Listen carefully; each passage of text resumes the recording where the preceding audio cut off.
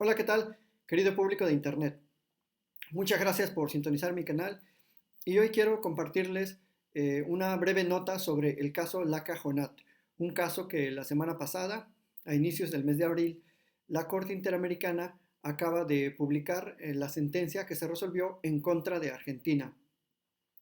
El caso Laca Jonat resuelve la petición de 132 comunidades que habitan el Chaco argentino, en el norte del país, colindando con Bolivia y con Paraguay. Son comunidades que habían sido invadidas sus tierras y por esa razón acuden a los mecanismos internos y al no tener ninguna solución, pues acuden a la Comisión y luego a la Corte Interamericana. ¿Por qué es fundamental y es un nuevo punto de partida este caso, el caso Laca Jonat contra Argentina? Bueno, por varias razones, tres de ellas las señala el doctor Eduardo Ferrer MacGregor en su voto y dice que, porque es la primera vez que se resuelve de manera integral un caso de derechos económicos, sociales y culturales, DESCA, a favor de un pueblo indígena. En segundo lugar, porque se hace un análisis del artículo 26 de la Convención Americana de Derechos Humanos. Y en tercer lugar, porque las reparaciones que se ordenan en el caso, en la sentencia, también atienden de manera particular cada derecho violado. Entonces, por esas tres razones es muy importante esta nueva resolución. Pero antes de continuar, quiero señalar algo que también a veces se pasa por alto, que la Corte Interamericana tiene una muy amplia jurisprudencia en materia de pueblos indígenas. Desde el año 2001, que resolvió el asunto de Aguastingui versus Nicaragua, eh, desde ese momento la Corte comenzó a ordenarle a los estados que identificaran, demarcaran, dieran un título de propiedad y lo entregaran y además entregaran físicamente el territorio que se les había quitado o que se les había desplazado a los pueblos indígenas, en aquel caso un pueblo de Nicaragua. Esta jurisprudencia se ha venido reiterando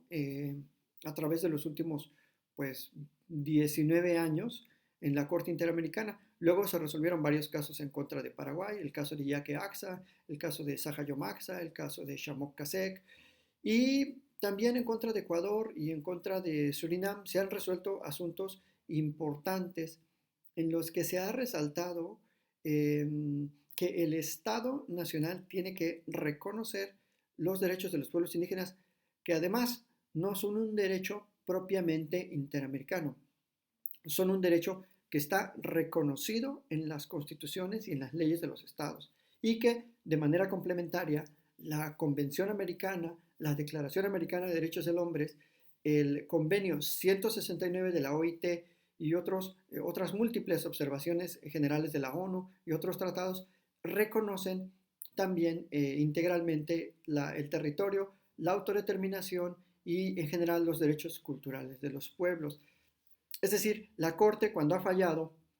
a favor de los pueblos indígenas no ha fallado transgrediendo algún derecho interno, sino que ha fallado reconociendo la efectividad del derecho interno y también reconociendo la eficacia y la complementariedad del derecho internacional. Pero en los últimos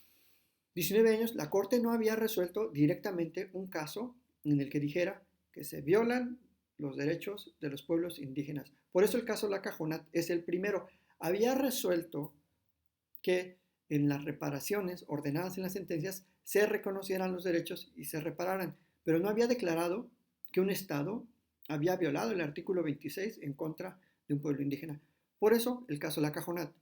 resulta el primero que la Corte resuelve de manera integral. Y esto es una resolución muy progresista porque, por ejemplo, pensemos en la Corte Europea de Derechos Humanos. No hay ni un solo caso, no hay ninguno. Ni siquiera ha admitido la Corte Europea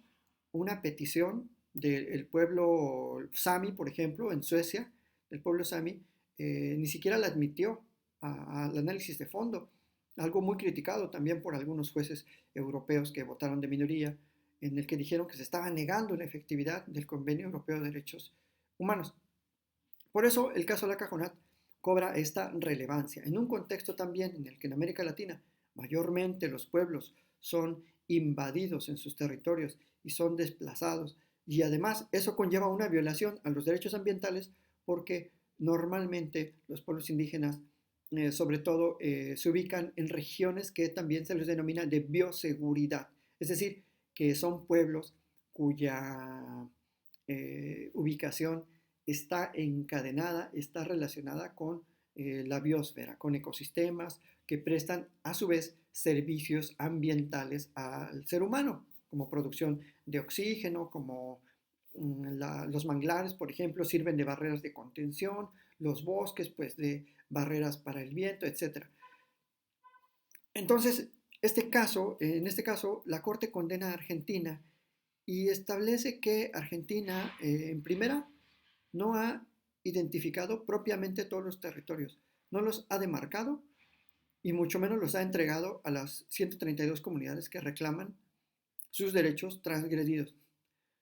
En ese sentido, las reparaciones indican eso, que se tiene que identificar, delimitar, demarcar, titular y entregar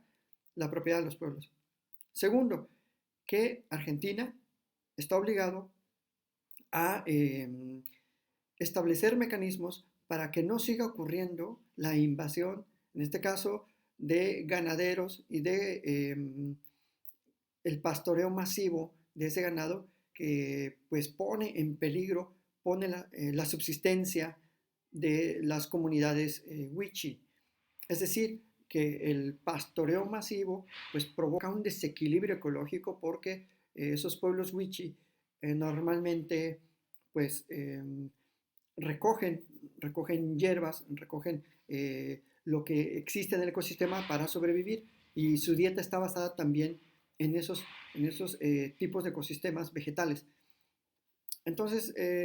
la Corte Interamericana establece que Argentina está obligado a establecer mecanismos de protección y otra cosa muy importante, que Argentina está obligada a hacer un plan de riesgos sobre las cantidades y los yacimientos de agua potable que hay en la región.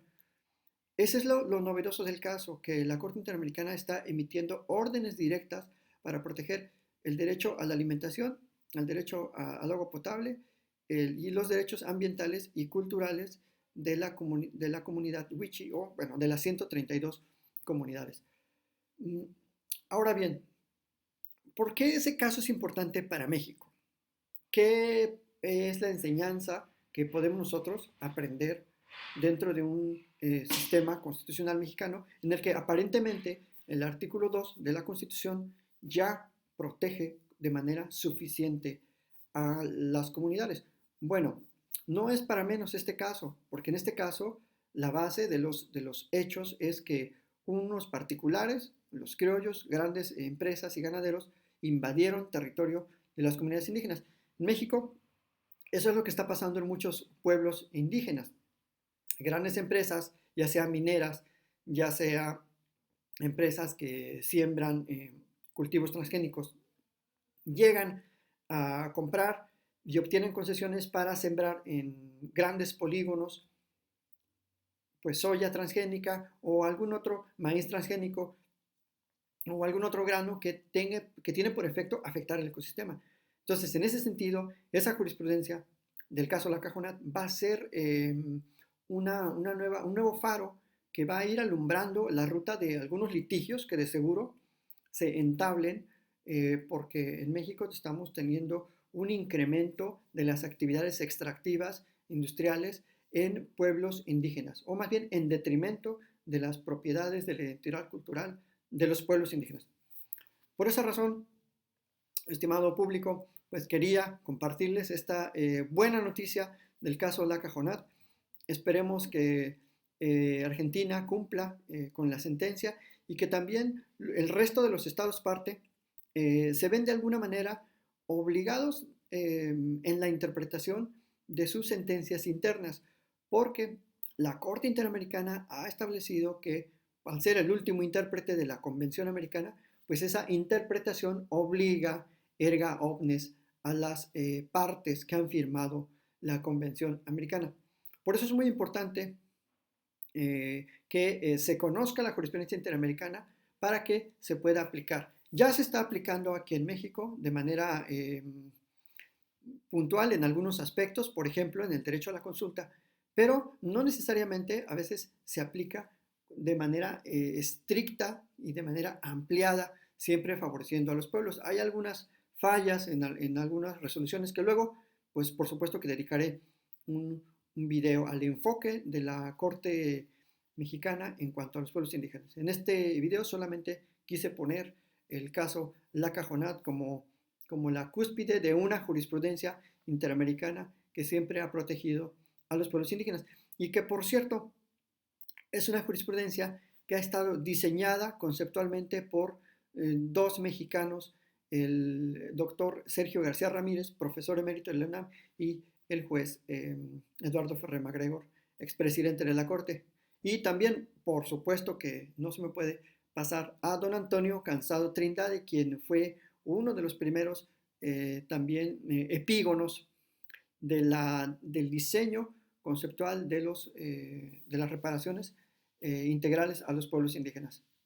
Muchísimas gracias por su atención. Espero que les haya gustado esta cápsula informativa y nos vemos hasta la próxima.